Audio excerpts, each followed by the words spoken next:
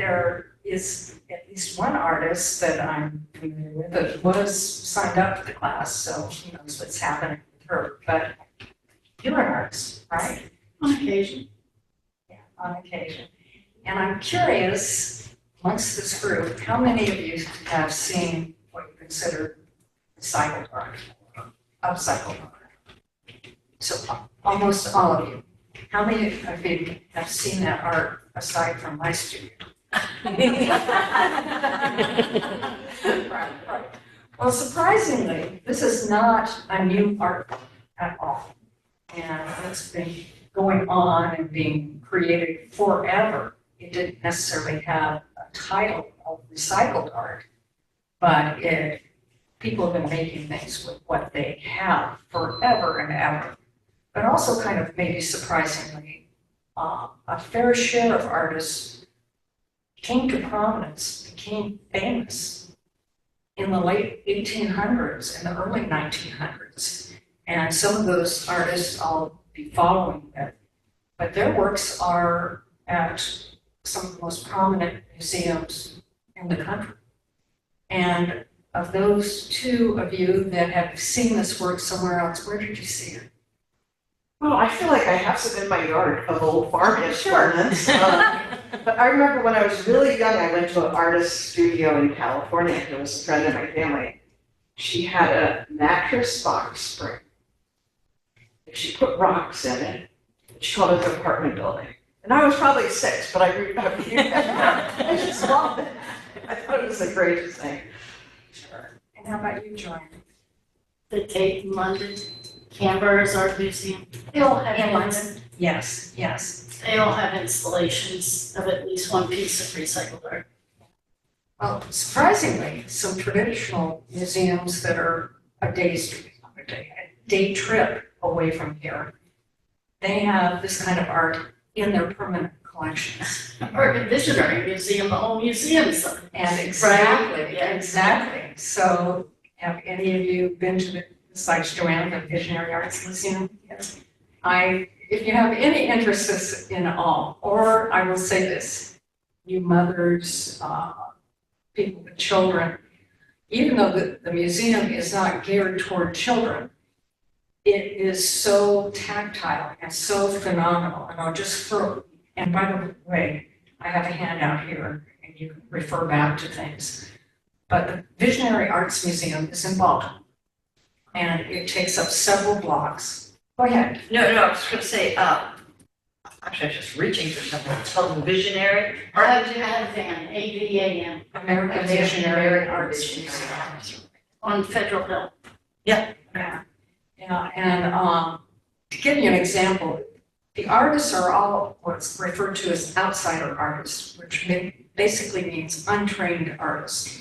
And the woman that created it, Rebecca, I've written it down here, I'll correct myself in a second.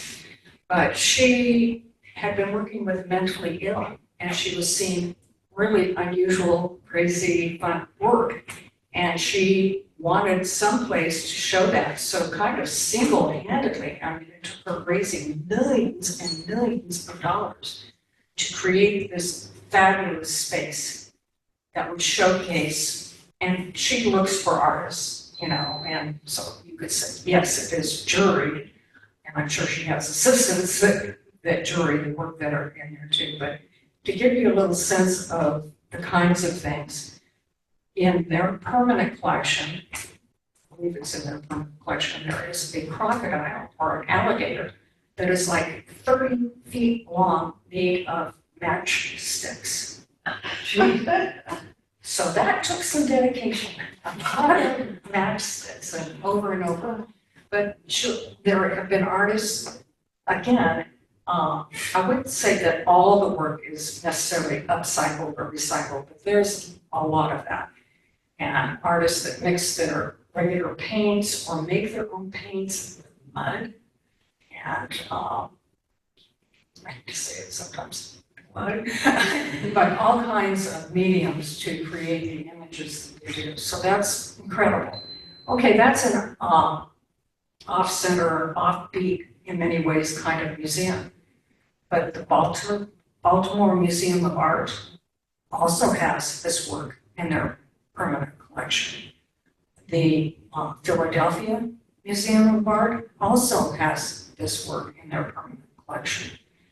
The MoMA in New York City absolutely has this, and they have had showcased artists with upcycled, using recycled materials. I went up there with a girlfriend, it's been a long time, sadly she's passed away, but so maybe 7 or 8 years ago. And the kind of work that was there was unbelievable, huge. Sculptures out of chairs stacked on top of each other. You know, the technical skills involved in creating that kind of work are really phenomenal. So anyway, and I've been to many other shows, smaller shows, where the work is specifically that kind of work. And if you keep an eye out, or you go into these city tourism sites where they will give you announcements of events happening, and you keep an eye on that, you can decide how far you're willing to drive. Philadelphia, Yes. all you have to do is drive the streets. You know, they've got the mirror mosaics on the side of the old buildings, and they've got cups and saucers embedded in them, and Yes. they have a whole map that can take you from street to street, to mural to mural, you know. Yeah. It's so, as I said in the briefing about this program, this kind of work is really almost everywhere.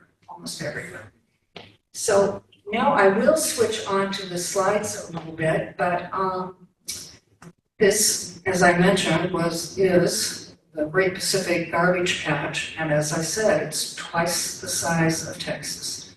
I'm going to come back to this, so I'm not going to say a lot more about it, but this particular issue really grabbed my interest right before the pandemic. Do the rest of you kind of think pre-pandemic? After the pandemic, there were no galleries open, there was nothing. So I had that in my head that that's exactly when I did that. With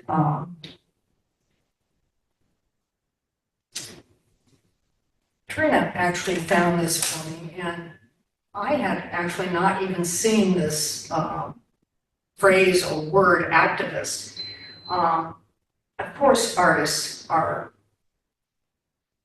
are engaged in all kinds of issues, not just environmental issues, political issues, gun shooting, race issues, women's issues, have used their art to lift that topic up so that people will be more aware of it and hopefully become involved in solving those problems.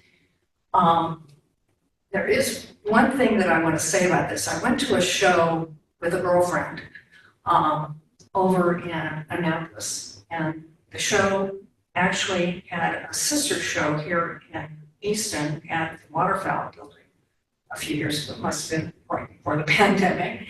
And it was on human trafficking, and which is another side issue that's not a topic for today, but it was a really profound show.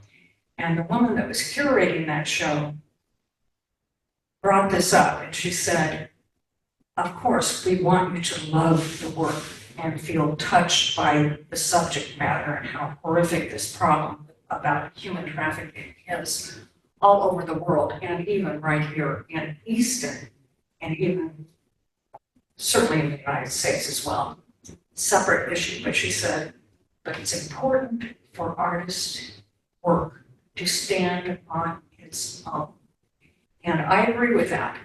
It's not enough to have your message and then create work that is so obscure or so something, and art, of course, is incredibly subjective. And as I said to some of you earlier, somebody walked into my studio one time and said, well, I guess some people will buy anything. So, everyone has different tastes. So this this work by Louise Nevelson, as you can see by the dates, she was born in 1889. Those are found objects that she put together. Were you going to ask a question? You're just stretching. Well, I do have a question.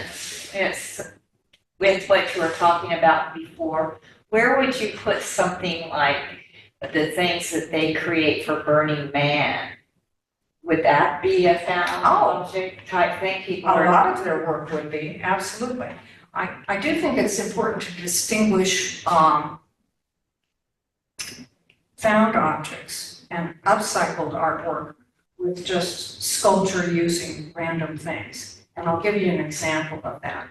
Because I have become, and really it's fairly recently in my lifespan, maybe only in the last 10 years, so environmentally conscious. There are a lot of things that I might see just going to the grocery store or going to Lowe's, and I go, oh, I love the texture of that, or I love this, but I won't buy it. I will not buy something new that has been through the manufacturing chain of use of resources to make my work. I'll only use materials that have been given to me secondhand or that I found at the restore or a yard sale or whatever, because every time and I'll give an example, and this gal is a good friend of mine, and she's a phenomenal artist. And I'm not going to say her name because some of you would recognize her here in Easton, but she, so talented, so many different mediums. She did a sculpture and it used, I want to say, a form of, it was a person, and everything on that person, from the hips above, a mannequin, had added plastic silverware all over it. It was I'm assuming, I don't think she sold it, but it's a phenomenal piece. I would make a piece using going out and buying a bunch of brand new plastic. You know, it's a choice to not contribute more to the environmental impacts, especially, I don't want to harp on plastic too much. It's a subject I know more about, but plastic lasts 500 to 1,000 years without decomposing. And I'm going to get into the environmental section a little later, but there's a lot of issues with plastic that metal is not nearly as bad. Certainly wood has some issues environmentally because we're cutting down the rainforest, but at least it decomposes and doesn't end up in everyone's and all of creatures around the world's bodies, you know, and in our food. So anyway, Louise Nevelson is one of those that is really, really famous. You'll hear me skip a little over here and there on the artist.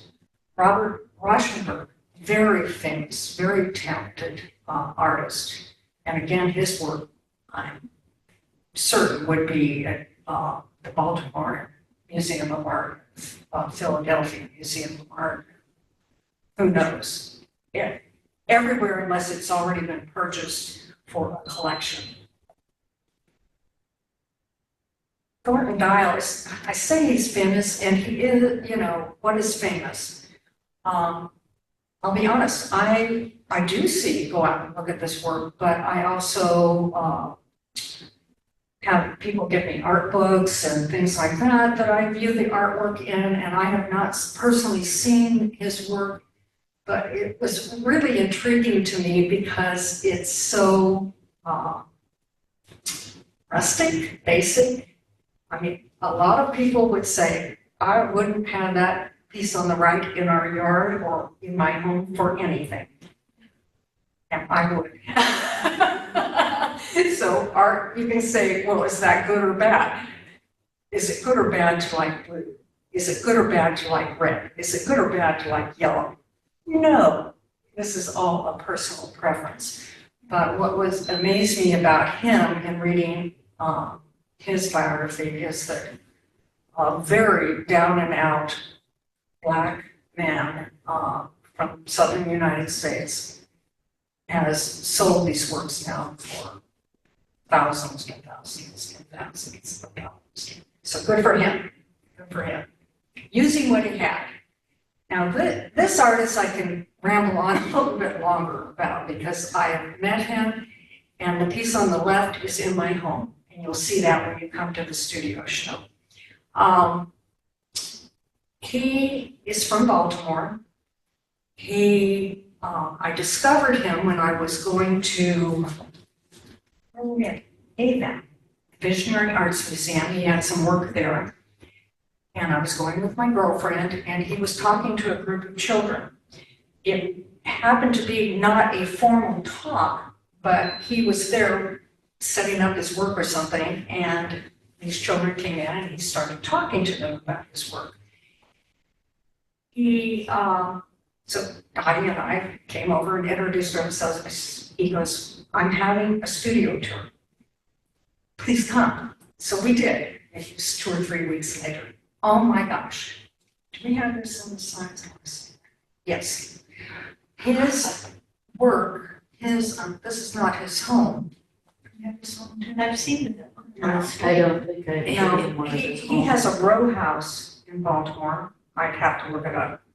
And my girlfriend drove, so there you go on that. Where every inch of the inside and outside of his home that he owns, I don't think a landlord would have been really of mosaic.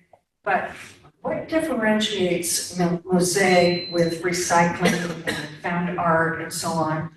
I would say what differentiates it, and his absolutely falls more into the recycling realm, is that he finds all of his materials. Again, he's not running out and buying a whole bunch of plates and glass and mirrors and things. He's used what he has access to. Now, I'll get into this a little bit, and you can see this with the keys on the right. He was a radio broadcaster before he turned into being an artist. I may be being redundant, it's kind of neither here nor there. He happens to be Black. He also happens to be gay. And he was in Southern California. I want to say, you guys might be able to help me out here. In the 80s, before there was a cure for AIDS. And he was staying with a friend who was dying of AIDS. And Lauren happens to be very devoutly Christian. But he had a lot of extra time on his hands because he would go during all the visiting hours. I don't know if theirs was a romantic relationship or not. But anyway, so he would be staying in his friend's house. I think this is a little funny too. Friend house was a renter. And he started mosaic, and it was kind of in the slum, between the cracks in the floor. Everywhere in that house. And that was the first time he'd ever done that at all. And he was constantly thinking about his friend and praying and whatever. And amazingly, right at that particular period of time, he was out there for several months, the first drugs to address AIDS were available for his friend, and his friend lived. So a really, really nice story. The piece on the left, as I said, is in my studio. I bought it when I was at his studio tour, and yeah, there'll be plenty of things to see in my studio tour. So at any rate, that piece is about 8 feet tall and about 3 feet wide. And he's done this on a lot of work. Obviously, he does things differently, but he uses hollow core doors. And then he just gets found things. And all of these little yellow pieces, everything, this is metal strapping in the red, and then stainless steel strapping. And all of the yellows in different colors, aside from the red and the silver, are liquor bottle labels. So he's taken those all off. I didn't even, that was not my operation. Not that I don't want to do it. But at any rate, but I'm drawn personally to geometric and artwork that can be somewhat repetitive, and that might seem, well, I've had another artist friend say, well, that seems more decorative than other art. And I'm a little defensive of it. I have done some repetitive geometric work myself, but I'm also defensive because for me, it's no different than a flower dahlia or a zinnia, where you see all those little petals that are very, very similar, lined up in different ways, and all kinds of insects and all kinds of things. And I would even go so far as to say that that kind of piece, not that one in particular, but it can remind me of being on a beach and the waves coming in, and the waves coming in. And there's a lot of repetition in that. So I think a lot of us who have maybe did some wild things in their teens and 20s, but at any rate, see the world a little differently. And, or you just have an eye for it.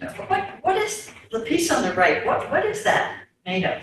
It's a piece of furniture. Right, but And when it's got keys all over it. Their keys. They're they're keys. keys. Okay, These are all And then keys. it looks like he used epoxy, didn't And he uses epoxy.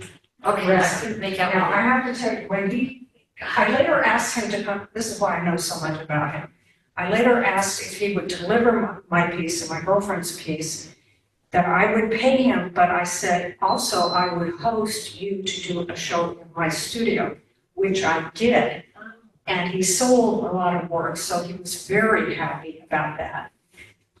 And as a thank you to me, he gave me that piece that would have been a little over $300. Now, I will say now, his work is over 1,000, 2,000, whatever. He was less famous when I originally got that piece. But again, back to this question and him using resin. Resin, and artists should be aware of this if they aren't. I used to feel like I was invincible. Art can be very toxic, depending on what you're using. And when you're using resin, you should be using a heavy-duty ventilator. He didn't have one. I gave him mine that I had used. Sister will laugh at me, she knows what I'm always doing things, but because I used it when I removed asbestos shingles from my house. And so far, so good, I'm still around. But at any rate, I gave that to him. So, What's the a side, very Karen? interesting guy. What's the side? Is it keys as well? Looks like buttons or something. he? Yeah, that's what I was. Yeah, I'm not sure. I haven't seen this piece in person, only in this. Some of it is on the front, on the drawers, or those little things that you sometimes put in a vase, the Oh, those kind of little like pebbles. flat that you little, they're rounded on one side and flat. put- Yeah, that you use for, and That's the top drawer. And then the sides, it looks like some kind of, like I wonder if they were, well, hell buttons or something. That looks like buttons. It's a weird angle. And this artist lives, does he live in Baltimore now? Yes, Okay. And is that And where he's at that? the age that that shows now. He had at the time that I But she saw just him, showed, but he's that's had on major Charles shows. Street, right near the train station. Just Yeah, wonderful. that one's famous, I know, I've seen that in the Baltimore. Yeah. Now, this artist is an internationally known artist, El Amatsui. And I saw his work again, my friend Dottie. Really miss her. She always had her eye out for interesting things to go see. This show was at the Smithsonian. And she and I went, and oh my gosh, in just one of the rooms, one of many rooms, I want to get this straight so I don't refer to my notes. The Smithsonian National Museum of African History and Culture was the place. He happens to be from Ghana. I'm sorry, he's from where? Ghana of Africa. Just one of his exhibits was in a room that was maybe 2 or 3 times the size of this room. And it had what looked like pyramids, kind of loose pyramids, kind of like conifer trees, Christmas trees. And every tree was somewhere from 6 to maybe 8 or 10 feet high. And around every single tree were tin can lids that had been wired together. Now, Tin what, Karen? tin can, like, you know, vegetables in a can or. Oh, fruit tin in a can. Just the lids, just the lids. Okay, so I mean, it was incredible, the massiveness of it, but also this is not as random as it looks. I mean, there's some thought put into the different colors of all of this metal, and I'm pretty sure these two are liquor labels in this work, and so I'm not sure, but I want to say that he has done similar pieces to this that are like 30 feet wide, 15 feet high. When I got home from seeing that Smithsonian shop, I go, I think I could do something kind of like this. So I started poking with my, one of my tools, holes in tin can lids so that I could wire each tin can lid together. No. I mean, this was so tedious, and I had leather gloves, but it was also very dangerous with all those sharp angles of the piece itself. Now, this is an interesting artist relative to a discussion I've had with other artists that I know, and that is, to what degree is it important to create work that is huge or big and have that make a statement? And we all tend to agree the larger it is, the more of a statement it will probably make. But that also flips into another side that unless you have become discovered, or I guess have slaves, you need the minions to help you create that vision. And he has hundreds of minions. He designs them. And then he has his students, and most of them are working for free. I mean, I don't even know where to go on that. I'm not trying to criticize his methodology there or anything, but it's just a part of it. It's a part of it. And then transporting it. I'm thinking about like Oh, and it's bringing transported. it from Africa and putting it. Oh, absolutely. And I have another friend that's back in Portland that's a glass blower, and she's done major glass installations like in Las Vegas, if you've been there and seen some of the phenomenal glass work in Las Vegas, and on cruise ships and stuff. Can you imagine transporting art glass in a semi? I Can you mean, imagine the insurance on it? Right. yeah, but I did read that he, when he transports, they are not, the pieces are compressed. And he reassembles them and molds them to fit the space and fit his artistic eye when he's done. So I guess that's somewhat helpful. All of my, I've been doing this kind of work for about 20 years, and I have done commission work, and I've done not much, but some commission work back to friends in Portland. Oh my gosh, the packaging to ensure that that piece is not, those pieces do not fall apart by the time they get there is phenomenal. And the cost of shipping is, for one piece, it equaled the cost of the piece to ship, so. Oh, now, look at that. Wow. Is that cool? I am constantly, I say once a month, I'm on Facebook and, not just for art, but I have friends who know that I do this kind of work, and they're always sending me things like this, which are incredible. If I have a lifelong regret, it's that I don't weld. So my, You tried to find the one to marry.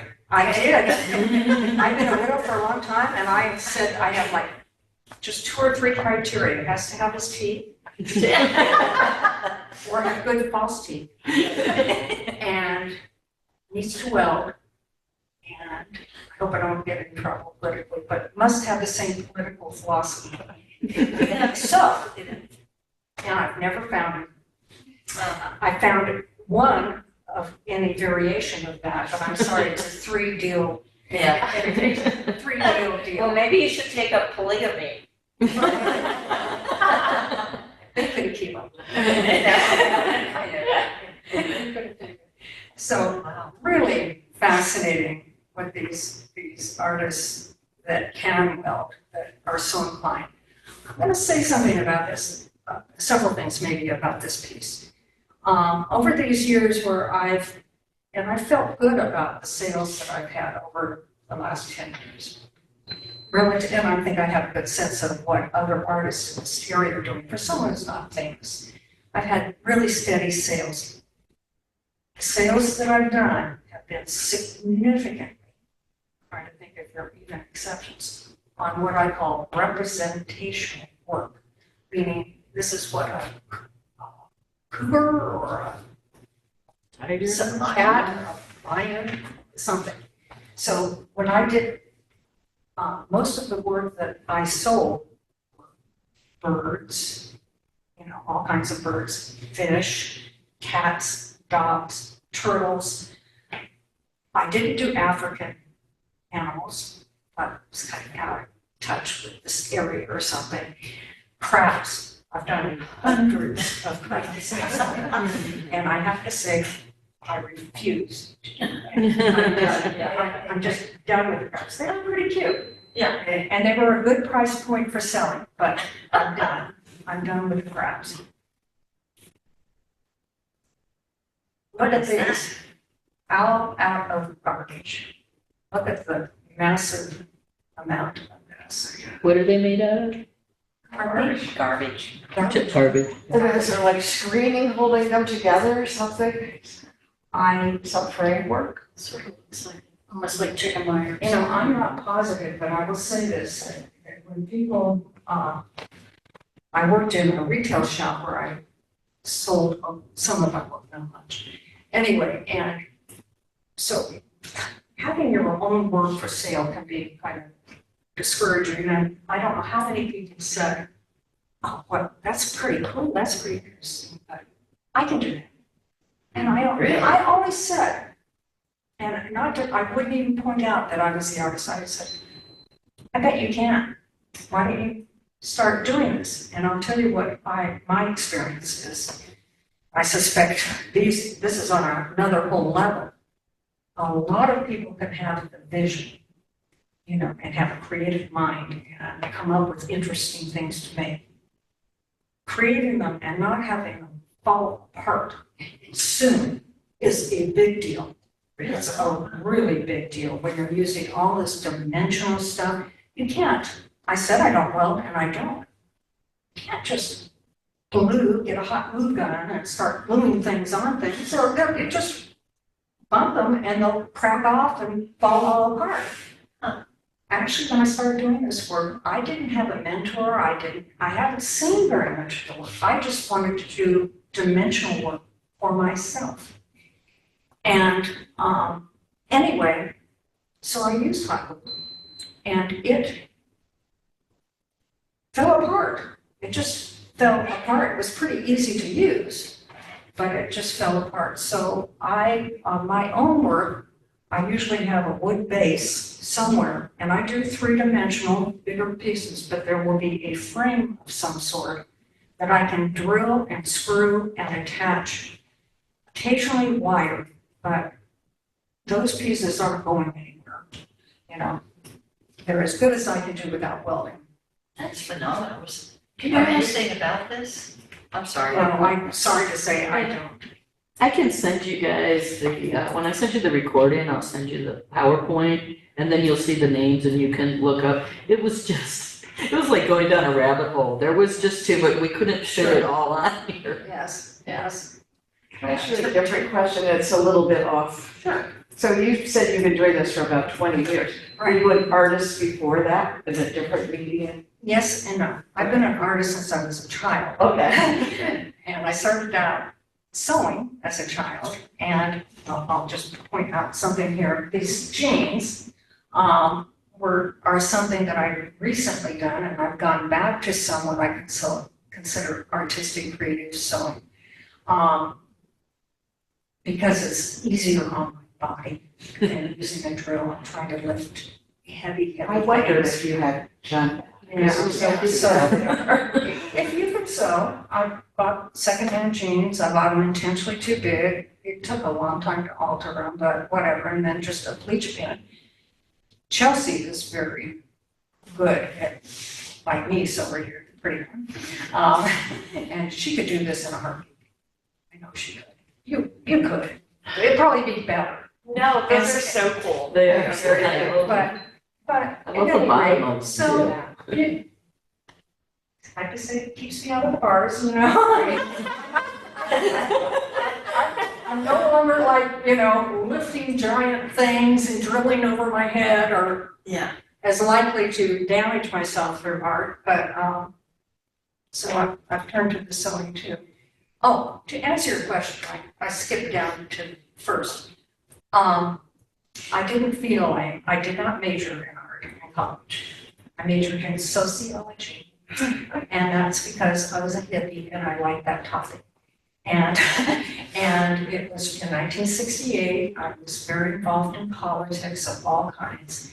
And at any rate, I didn't know what I wanted to do with that either. I just felt that art would not support me. Why I thought sociology. No. But at any rate, I did in fact get a job working in city government, redevelopment. I was an economic development director, city, county, state, whatever. And I love that work.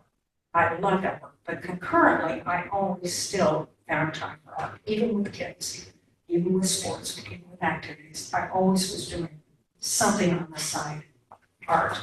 But you could sew tents and things like that. I mean, you were Yeah, always yeah, just doing those sort of things. Yeah, I mean, while I was going to college, my sister, it's not a seamstress doing that, but I was using industrial machines, making tents and backpacks and sewing through leather and all of that stuff.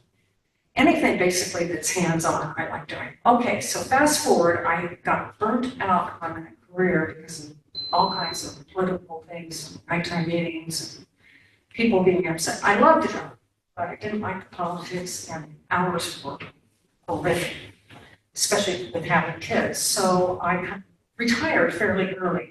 And what I did first in terms of art was faux finishing, if you know what that is, murals and things on walls. And I enjoyed that. And then I branched into doing painted furniture. And that actually led to me working on assemblage, recyclables, because here's where I'm going with that. I'm a decent painter. There are so many incredible painters in this area. I think I have a real good sense of where my talent level lies on painting. But I was a decent painter. I was a good painter. I put a lot of time into my painted furniture pieces. But they were never quite enough for me, so I decided to start embellishing furniture. And what I did was put license plates on the doors. Or I would get a croquet ball and swap out the feet on a piece of furniture and put the croquet ball down there. I even had a dresser where it had a mirror, and the mirror had been broken and was gone from the piece, and I got a very old, very huge vintage level, and I strung that between the mirror. Not surprisingly, a man bought that piece. But I also, just a side note, I had no clue how to use tools when I started doing assembly. I mean, virtually nothing, not a drill. I mean, maybe I could use a screwdriver, and I had to self-teach myself, and I got a lot of help. This was before YouTube. YouTube was a game changer. Learning lots of things, but I learned my skill sets from the really wonderful guys at Ace Hardware in Portland. They were so good to me. I was in my early 50s when I was doing that, learning. And now it is a little disappointing for me not to see some men in this group because almost every man that comes into the art studio goes, oh, this is awesome.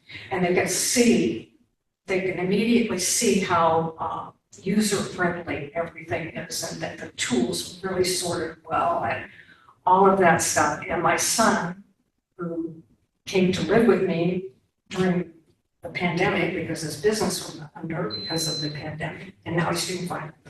But he's in heaven because of the tools that I have. He doesn't go out and buy anything. I no doubt have it. Sometimes I have it and it's a little quirky, like rusty and really old, and I just like the patina on it. In fact, that happened just this week. I wanted to take off a hose and I handed this rusty wrench. And he goes, oh, for heaven's sakes. That looks pretty cool, doesn't it? It was pretty cool wrench. Anyway. Thank you for the digression. Yeah. So I'm pretty dang decent with tools now. I'm not a cabinet maker, but I've knocked ceilings out of my own homes. I've refinished those ceilings. I've built a fence fairly recently. I can get things level and I can make them strong. They're not always, that's a whole different ballgame when you're doing cabinets, things like that. Now, okay, this one is going to be a little side note. Okay, I do not know this artist, but I've seen this kind of work before, and I would say to some degree this was the kind of work I was initially impressed by that I saw 20-some years ago. And I decided, using a hot glue gun, to just add doodads to little creatures that I would find at the thrift stores, not stuffed animals, but a hard surface, whatever on that. Anyway, so I also had a space in an antique mall where I sold my painted furniture. So because of that space and this new up-and-coming interest in found objects, I was constantly going to thrift stores. I don't do that nearly as much anymore, but at the time I did it in Portland, there was a place that was run by Goodwill that was called, still there, called the Bins. And the Bins were a huge warehouse, huge, I don't know, 20 times the size of the Goodwill in Easton. And what they did there was that they didn't sort, clean, segregate anything that they got. I don't know why they chose these things over something else, but they would bring them out, all this really looked like garbage, really looked like garbage. But anyway, on rolling tables. And I haven't experienced this, but maybe in some old movies that I have where you see, usually it's women at a big department store and everybody's pressing through the drawers and fighting to get stuff. People were like that. If those tables were coming out and they would bring them every 20 minutes, they were elbowing each other and I'm short and whatever. And everybody's trying to see what treasure is in these tables of junk. Okay. So it could be a little dangerous, I guess. Also, all the other people who had booths in the antique mall that I was in, they would also always go there. So I would see people and I'd go, oh, I wish I'd gotten that before they grabbed it or whatever. Anyway, so one time I was going out after that and I saw a guy that had nothing but plastic toys. Nothing. And I wasn't far enough into this, but I have thought throughout the years, he was an artist. This is what he was doing. Surely he was not, I guess you could put this stuff in a dishwasher and take it to a child center. But I suspect he was an artist that was doing something, manipulating something with toys. Now there's another little subset of this. I was looking through the bins and I go, oh my gosh, it's a huge container of why am I doing this? Test tubes, glass test tubes. And I thought, I'll use those for something. That's cool. Oh, and by the way, they sold everything by the pound. So it was super cheap. Even honestly, if it was something fairly heavy, it still was bottom dollar. You'd have to tweak it and clean it. You know, it's gross. But okay, so I put that big container of test tubes, it's about this long, and I have a few other things, and I'm walking around and I'm saying hi to the other people that from the antique wall. And I look again at my box. It's not test tubes. It's condoms. I picked up, I don't know who used these condoms. Wait, they were used? They were not used. They were not used, but I mean, why? I mean, or who, or I don't know, maybe if you go to third world countries and, Were they plasticized? no, they were still, like, if you've ever seen one. They still could move and everything, but they were on, I don't know, they were all stacked up amongst each other. Maybe it was condom manufacturing and they form fitted them and boxed them And box them and sent them somewhere. Suffice to say, as soon as, but I don't know how many people saw me walking around, but I discreetly threw them back in the bin. Even me could not find any use for it.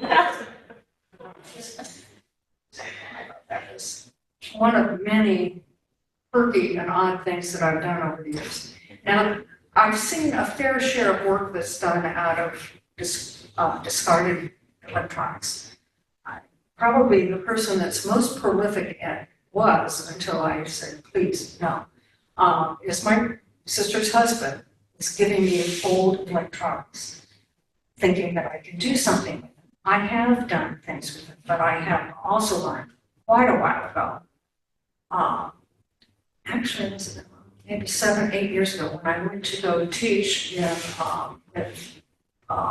as an artist in residency with the American Arts Council. They pointed out, you cannot work with this with kids. There are poisonous chemicals in these circuit boards. Even to dispose them, you have to take them to a hazardous waste spot. So for a variety of reasons, that was one of them. I can be a little sketchy on being safe with my materials, but I have a really pretty good appreciation for things that are poisonous because I have artist friends who have life-threatening, long-term illnesses as a result of the chemicals that they use.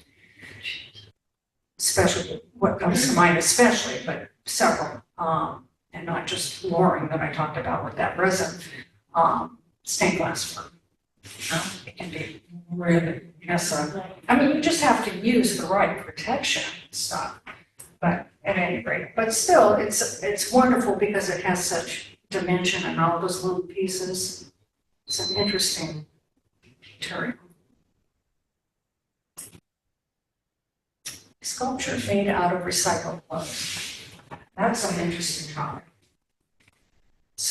May or may not come as a surprise to you, but our waste of clothing is a huge problem for the environment. It doesn't matter if you donate it or not.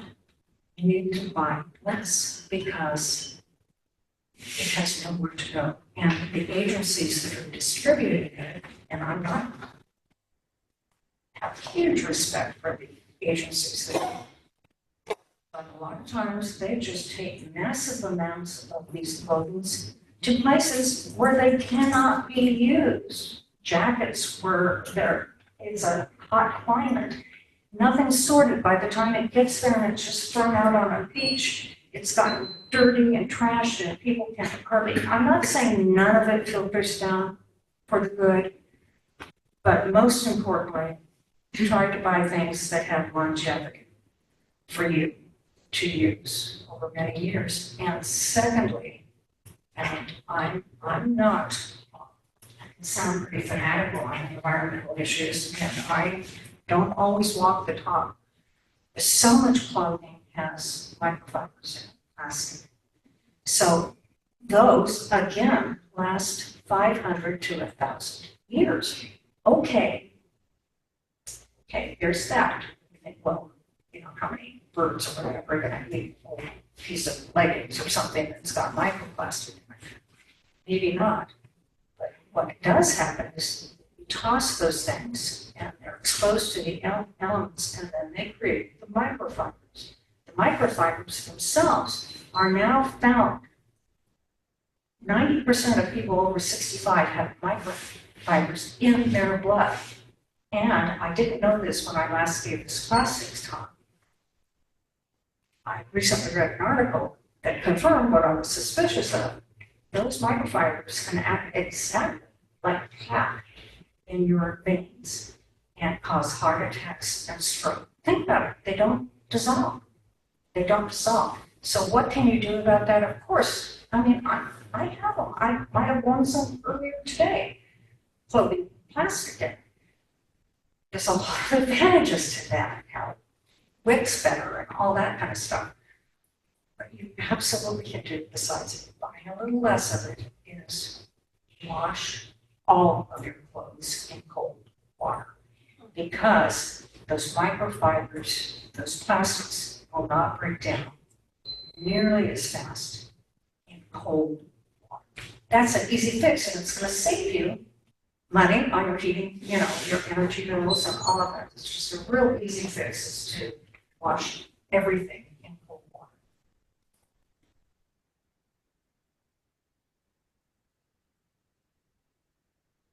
Oh, but I have a lot to say about those artists.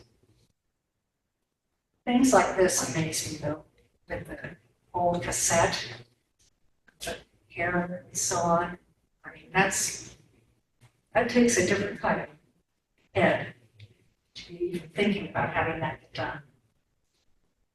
So, when you come to my studio, you'll see kind of this kind of thing somewhere. How are we doing on time? We got 34 minutes. Absolutely. I have what looks like exactly like that. Plastic in the environment. So I'm giving this talk, my sister's heard it, Suzanne's heard it, sorry to say. So it's going to be a little bit repetitive, but this issue of plastic is a huge, huge issue. Because it just doesn't go away, period. And we use so much more of it than we ever have. And we didn't need to have that. How many of you people remember when you're not old enough, but you drink your milk out of carton, like you do almond milk still? Okay, great. Is it better to use trees than plastic? I reluctantly say yes. Reluctant because we're decimating the rainforest, and especially in Brazil and South America, but at least that product at the end is not going to stay in the environment forever. Basically forever. But the other thing is that I want to refer to my notes a little bit about this whole issue of plastics, that it's everywhere. It's absolutely everywhere in everything. And I found personally, since I've tried to, and I have, significantly used less plastic. And so it's nearly impossible to go grocery shopping and not buy plastic. It's almost impossible. Even you see plastic wrap around organic fruit and vegetables, there's no point. Now, it's awesome that Easton adopted the no plastic bags, right? I'll say a couple things about it, and I mean that I think it's a real good step in the right direction. Plastic bags. Plastic in general, only 9% of the plastic created is recycled. That's not a very big amount. I can't tell you how many of that 9% are the plastic bags. But I will say plastic bags have a secondary market. And those plastic bags are used for like composite decking and a number of other construction materials. And that's huge, because we're not going to stop using plastic abruptly anyway. And for it to have a product that is profitable to make from that waste is a huge, huge plus. I have been using reusable bags for 20 some years in Portland. Honestly, you'd be embarrassed to go shopping and not have your own reusable bag. Or a bunch of tree huggers out there. But the thing is, you can't be fooling yourself on those reusable bags either. If you don't have them already, and a lot of people have them because they're advertising and all this stuff made from them, don't just run out and get the one that's 20 cents at Target. Because guess what? They're made with plastic. Try to get some bags. If you're handy at all, or you could contact me for a small fee. I would make you reusable bags. I'm not trying to sell my services here. Trust me, I'm not that keen on making bags out of my sewing time. But I can't, because it's more than just the fact that plastic's going out there into, being used or maybe washed, whatever. It's the whole production process of using oil, petrochemical materials at the front end. And if you go down the rabbit hole of looking about the conditions for workers and pollution around those areas and those big companies, primarily here in the South, Southern United States, it's horrific. So it's a whole level of things. And that kind of gets off the plastic side of it a little bit too. But as you're buying everything, everybody wants to feel like, oh, good, I'm supporting my local business. Yes, support your local business. Support your local business who are selling items that are local. Have some relationship to that, because just the transport, you're compounding. Now, I buy stuff on Amazon. I feel a little guilty about it, but I do. Honestly, I hate shopping, so it's kind of convenient. And there are little things in the small area that I just can't get, or I'm trying to think of something that I bought recently that was whatever. But, it'd be $20 for a pack of 3 disposable electric toothbrushes at Target, and you can buy 20 for $20 off Amazon. So budget comes into play for me on quite a few purchases. But I do try, when you're ordering, if you order online, to combine and punch in those purchases all at once. And if they're in the Amazon warehouse together, they will ship together. So you're saving that whole part of that.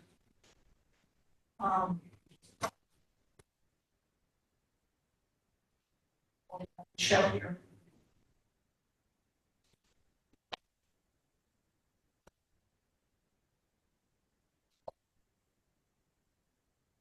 Ocean cleanup. Oh. Right here, Closer to home there are first. so many groups around here, and I would urge you to look through do you have any of the cards that show all the other programs here from Chesapeake Farm? Say again? The little paper cards? I have one.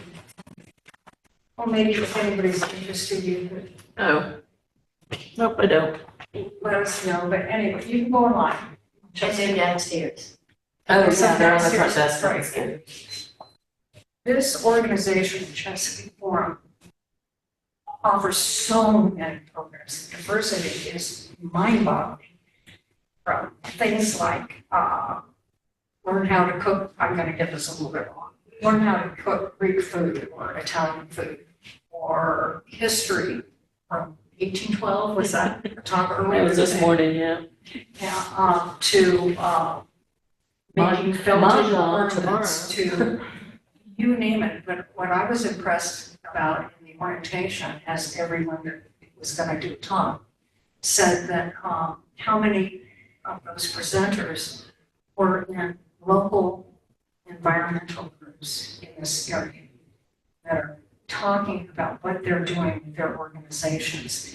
And it makes a lot of sense because we live in an area that's surrounded by natural beauty and also a good share of our livelihood from the watermen, agriculture, and so on is directly related. I will say this, my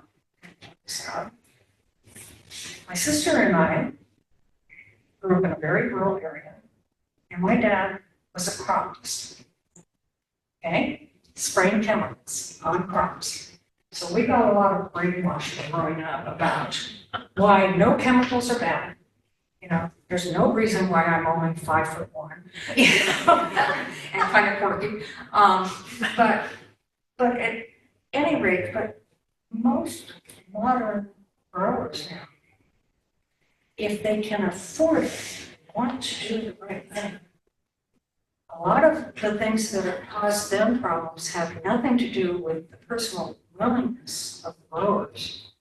Even, and a lot of growers are mega corporations anyway, but it's the chain link of sales is such that they are being told what seeds they have to use. They're being told that they have to use these particular chemicals. They're told that the end product has to be an unblemished piece of fruit or whatever with nothing on it because we have been brainwashed to think that you can't eat an apple that's got a little spot on it.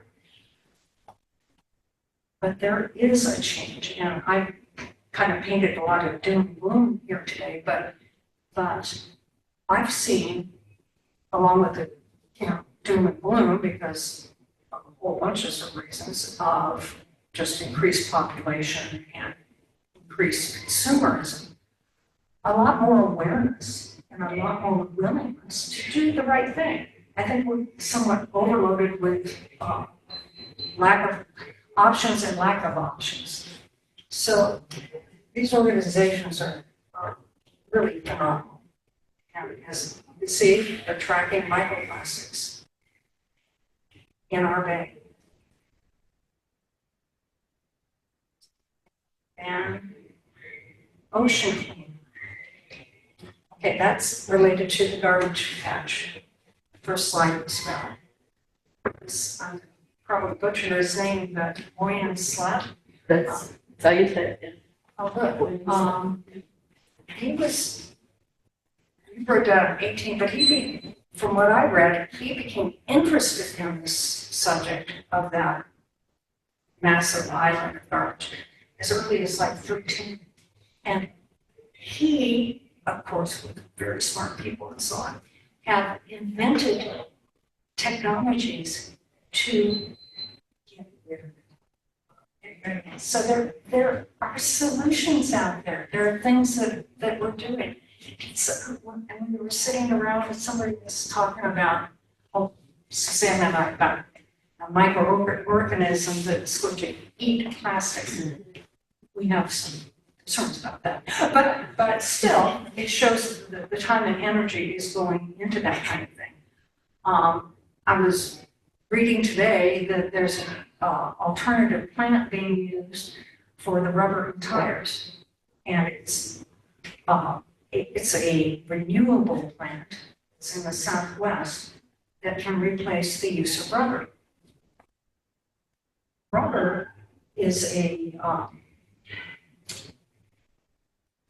it's a resource that's diminished.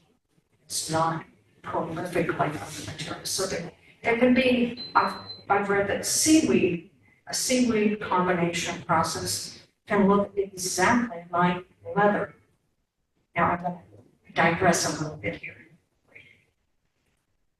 If you do shop on Amazon or somewhere else, you'll see a term like leather. That is not I don't know what you think that is, but that's plastic. The PL is plastic that's made to look like leather. And that's called, that subject matter of that is called greenwashing. And greenwashing is when the industries and companies and so on know that people want to do the right thing, so they're just going to say, all natural. When it's what's natural, and there's no regulations of using the word natural, doesn't mean it's necessarily organic or pesticide free or anything else. But it's easy if you start trying to get a little better doing this to think, oh, good, I'm going to use that instead of this. And I'll give some examples of that. I am vain enough or whatever that I felt like, oh, well, and I don't entertain that much, but when people came over, I didn't want them to see all my plastic stuff. You know, it's like I'm talking anti-plastic, plastic sponges, plastic this, plastic that. So I did, early on, start buying things out of bamboo and things out of wood and a variety of. I no longer use any plastic sponges at all. I don't miss them. I do not miss them. You can use a cotton rag, you know, or you could even use a paper towel. Better yet, a bamboo towel. But you don't have to use a sponge. It's not really a sponge because sponge implies a sea animal, which would not be great either. But you don't have to use this plastic thing that looks like yuck. Pretty soon you can get something and use something that you can just throw in the washer and use over. So it's a whole combination of rethinking, but I would urge people not to, you guys, not to run out and start looking around and just grabbing things. Use the plastic that you have for as long as it is doable. Because whatever that alternative is, has been shipped to us anyway, and that's using the environment. But after you do that, you can find almost anything. Not like hearing aids are plastic, I'm glad they're plastic, you know. I think, while I'd be interested in the seaweed ones, whatever, the soles of these shoes are plastic, whatever. Anyway, so you can look at alternatives, but again, it's not critical that you just switch. I have other people cringe and maybe would never want to eat at my house, but I bought all of my Tupperware having noticed. I don't know how old that Tupperware was, but I can guarantee you it's a lot better. I'm using that loosely because Tupperware is going out of business or something. But those plastic covered things that you put in your fridge, well, I'm pretty sure by the quality of them that they were made like 40 years ago. And they're fine, they look great, you know.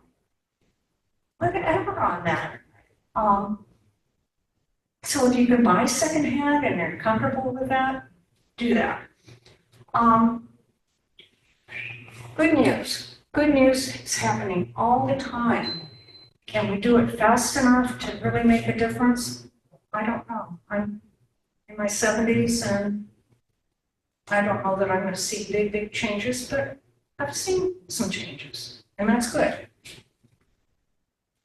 Okay, now we're getting into my work jumping around here. This piece, all of those little items around the edge are soda pop tabs. Okay, I did not drink. Generally speaking, I don't buy flavored drinks. I used to have a Diet Pepsi or two every single day until I read it wasn't really great for me, but whatever. But I had a friend that collected that was addicted to it. But I'd also gone to a show where I saw an artist use pennies and coins where they set them on their side and cut them. And I just love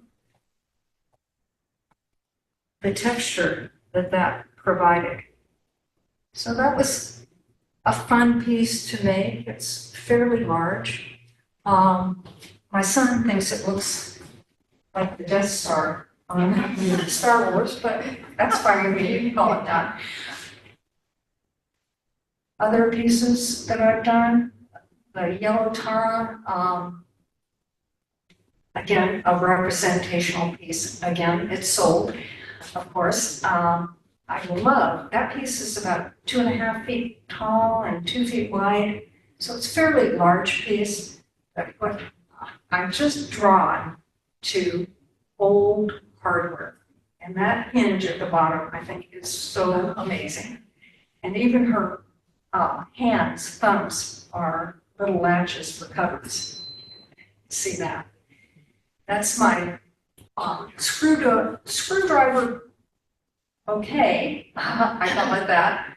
And they're made out of plastic, of course. I didn't go out and buy any brand new ones, but when I made that piece, I'd gone for about 2 years of wanting to create work that was translucent or somewhat transparent. I'd done a lot of flat work that you could put on a wall, much like a painting. And I just got it in my head that I wanted to have work that was more three-dimensional, less flat, and also translucent. And that checked all the boxes. This piece is about 8 or 9 feet tall. I did this as a commission piece for Nancy Payton. Oh. And she had horses over the years, and a lot of the parts in this piece were from her farm. And so that was fun. And I will say, this is what I'm talking about when I'm doing less of large, heavy-duty work. It was a big piece. It was a big piece. The base of it, the legs of it were from a drill press table. So they were metal legs, and I tried for probably a couple hours to get that separated so that I could add 2x4s and extend the width or length of that horse body. I could not do it. I couldn't do it for anything, not with my tools, not with all my strength. I took it to my automotive repair place, and they got out their hydraulic tools and just snapped that thing apart so that I could make her horse. Oh, geez, pretty nice, pretty nice.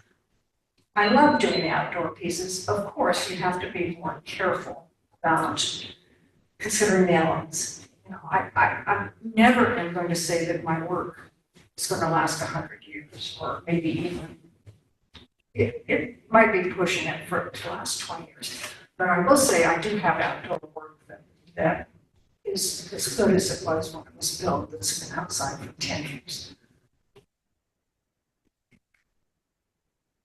More of my work, piece to the left is made from, and these pieces were all done for the show that I did in Cambridge that Suzanne went to, and my sister went to, on plastic in our waterways. And so significantly, these pieces are made from plastic, significantly from non-recyclable plastic.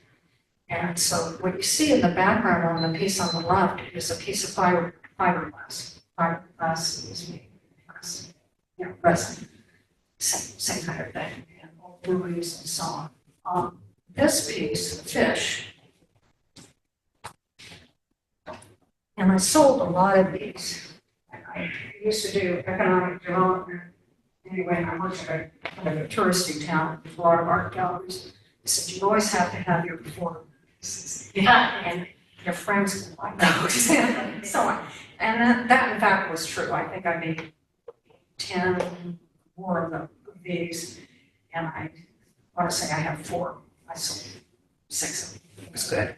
But the big issue on this piece, and it was a really generous, how can I say, wasn't a lot of profit for me in this piece. It was very affordable piece.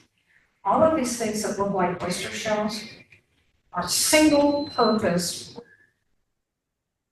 dog food containers. Every meal that dog eats, the gal that donated these to me had fed her dog 2 or 3 times a day one of these containers that cannot be recycled. Now, just as a maybe kind of funny, I'm known to do things like this. So I looked at them and I thought, well, they look like a little bowl, plastic bowl. Well, I don't like the way they look, so put them on my toaster oven. Slowly and watched them and melted them down till they resembled to me oyster shells a little bit. And obviously there are some oyster shells in there. These things, again, I don't always walk the talk. I'll spoil my grandkids to death. These things come with water balloons. At the base here, you attach that to the hose and there are balloons on each of these. And then you fill them with water and then pop off and you play with the water balloons. Oh my gosh, how wasteful can you get? You know how long, we go through these, every 15 minutes, just one of these things, It's everywhere. It's everywhere. Do I regret buying for my grandkids? Probably not. I digress a little bit here from the slideshow. I also do jewelry. I have sold some of my jewelry, but it is, I'll just spit it out. I don't consider myself a great jeweler.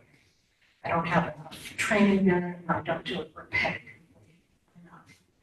But for my personal use, I go, hey, why not? So I think everything I have on. Were my earrings too. Hers are fuses that I made for Trina. These little things that look like oyster shells. That is a condom.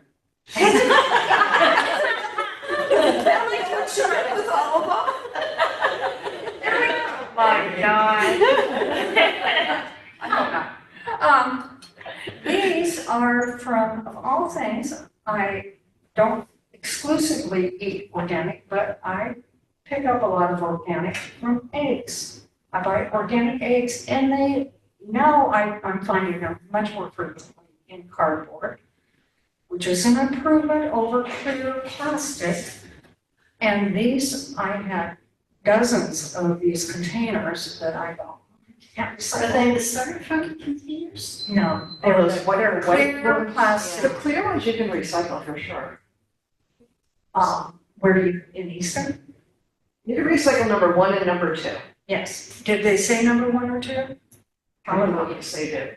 Now, I'll get off on another tangent on this. Now, whether they really recycle it. Whether or not there's a That's- market for what you're recycling is another rabbit hole of that. Nonetheless, I didn't know that at the time. And so what I did was I got parchment paper, put these egg cartons in between the 2 pieces of parchment paper and ironed them flat. And they turned out pretty much just like this. They changed in color from clear to the off-white. And then I kind of hand painted to make them a little more dimensional. So They're really nice because she gave me a pair. Oh, great. And because they're so light, and as you get older, you you Very, can't wear very those heavy earrings. very light. So I made this ring, pass it around if you want, which I love. It's a little heavy, and I don't wear it all that, certainly I don't You wear could defend yourself. I could defend myself. But I said this in That's the one from lunch. promoting the class, I don't look for materials very much. I have a box, I've gone through a lot of it, of wonderful watch parts that was given to me by a friend whose brother collected them in California. And they sent them to her on my behalf and gave it to me. And I go, oh, this is the greatest thing ever. So, and it is a great thing ever. I made this piece in a jewelry class taught by Sue Stockman, if you know her, a local mosaic and stained glass artist, and she's a jeweler. And I would say this is 100% my vision, maybe 20% my labor, and Sue made the rest of the brick. Because there's a lot involved in it. There's a lot involved in knowing what you're doing to become a jeweler, like everything, I guess. This piece, I have actually worn, when I taught in the schools, found object art, the kids, and this was K through 6, loved this piece.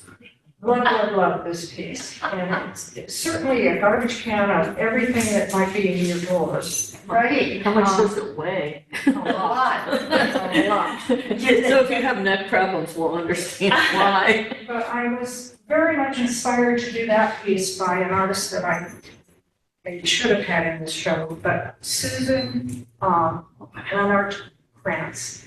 And she's, I want to say, out of Stevensville. And she makes, she has a lot of spirituality in her pieces in jewelry making. And I don't necessarily, I just like the stuff. How can I say this? I'm sorry, read this, but not so much on all these little doodads of things. But her work used very unpredictable materials. And she's a well-known, self-sustaining artist.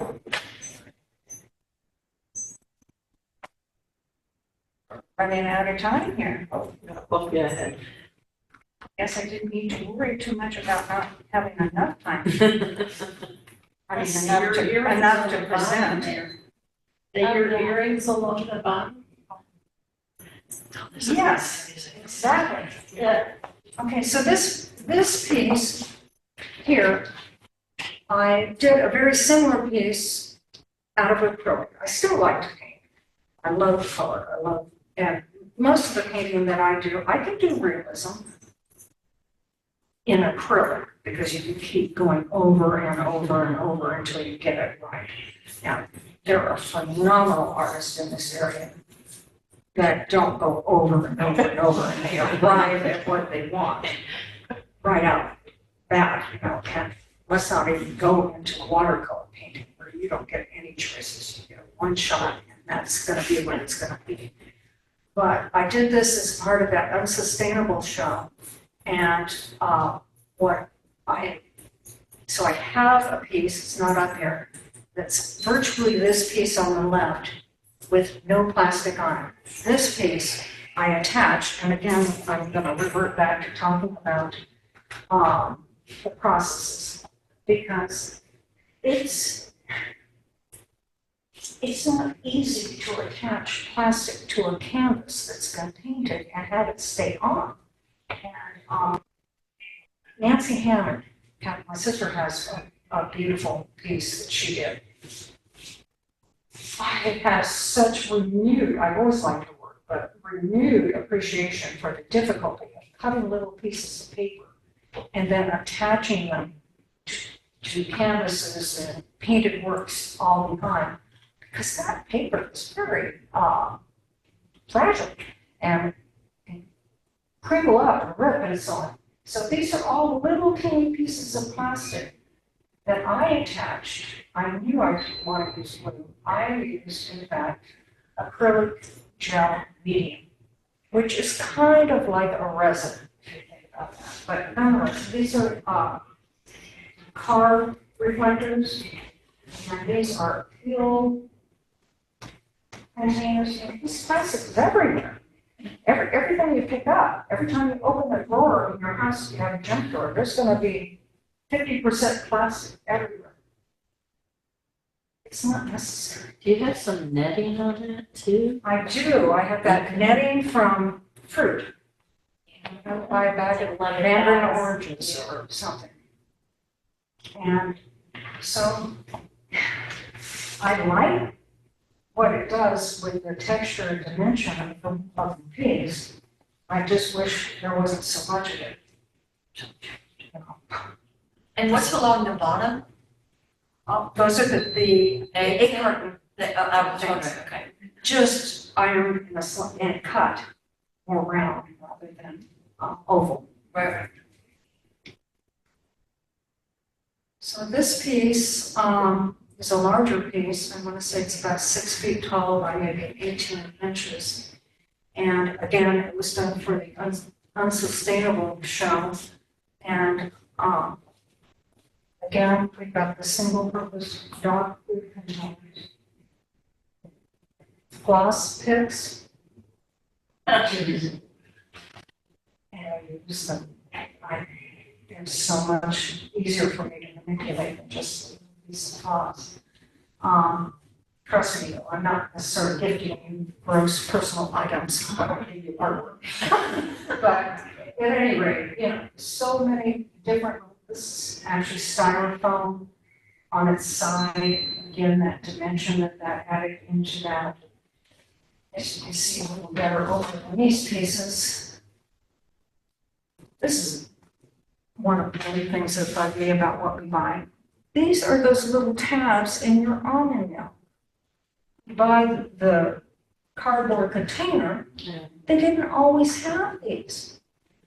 But now they think we couldn't have poured our almond milk without adding a little piece of plastic. At my age, I can barely open those little plastic things. Yeah. So I don't know who they're doing that for, but Well, it goes back to when Tylenol was I poisoned. was just gonna say, that's when it started. On the shelves. What's that, the 60s? Nah. yeah, No, 'cause this was in yeah. 70s. And that's when all this packaging came in. So it's double now, yeah, you open your toothpaste and you still have to pull up a little foil thing. It's kind of crazy, but I need to kind of scoot on through this because I'm gonna run over, but there are so many things that you can do on your own that none of this should, and none of it has to be, well, I'm not gonna bother to do all these things because it's just that I take over my life. To a degree, it did take over my life. Once I became aware of it and, concerned about everything I'm touching and buying. But you can reduce what you buy. Absolutely, don't buy bottled water. Please. Use your refillable container. And I'm gonna add into that one, or drinks. The obvious thing is the plastic bottle. Can you recycle it? Of course you can. Did you know that most of the bottled water is owned by about 3 or 4 major companies? Like Coca-Cola, Nestle's, I should have written them all down. It's not that simple. They go in, these are mega corporations, they go into rural areas and they buy raw land for 5,000 an acre, in these very rural, depressed areas. And they drill and they suck all the water out of the area for us to drink our bottled water. Not a good thing, not a good thing, and it's unnecessary. It's complete. You can get a filtered system if you're concerned about your water, and most of them is municipal, obviously not Flint, Michigan, but most of our water in cities is tested a lot. It's really safe to drink. So, obviously do that. I already talked about the plastic bags.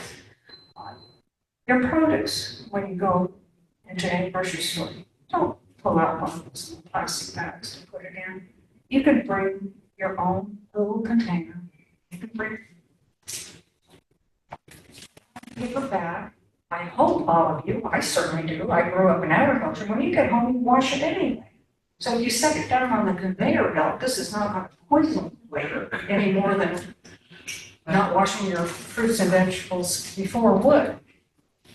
Everything like that. I have not as consistently, well, I don't eat a lot,